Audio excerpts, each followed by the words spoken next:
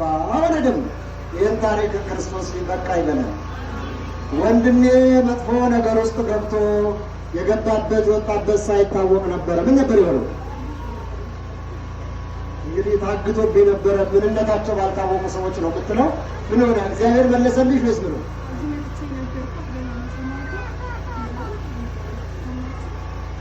የሰማይቷ የቅድስት አርሴማ መጥቼ ነገርኳት።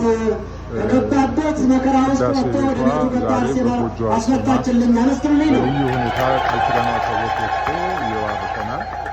በመጀመሪያ በሁለተኛ ደግሞ የሰማይቷ የቅድስት አርሴማ የሥጋዋ ፍልሰት የተከናወነበት ዕለት ነው። ታኅሳስ 6 ቀን እዚህ ሁላችሁ አርሴማ ንብረታችሁ እንዳትዘረፉ ልዩ ሁኔታ ቃል ኪዳኗ የሰማይቷ የቅድስት አርሴማ ልመናዋ፣ ቃል ኪዳኗ፣ አማላጅነቷ በሀገራችን በኢትዮጵያ በእኛ በሁላችን ላይ ይሆንልን።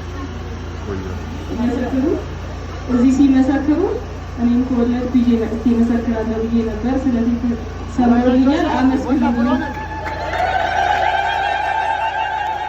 ሞባይላችሁ ቻርጅ ነው የጨረሰው ወይስ ሜሞሪው ነው የሞላው? ይህን ታሪክ ለመላው ዓለም ለመላው ትውልድ የእግዚአብሔር ምሕረት በጎጃም ስር ያለውን ታምር እንድትገልጹ ተጋብዛችሁላችሁ። የዛሬ ዓመት ልጅ አልነበረኝም፣ መጥቻ ለቀስኩ፣ ጠየቅኳት። ከሰጠሽ ነው መጥቼ አውደ ምሕረት ላይ መሰክረው አልኳት። ይኸው ምንም ሴት ልጅ ሰጠችኝ። ታቅፌ ቆሜያለሁ፣ መሰክሬያለሁ። ማን ይመስገን? አቤት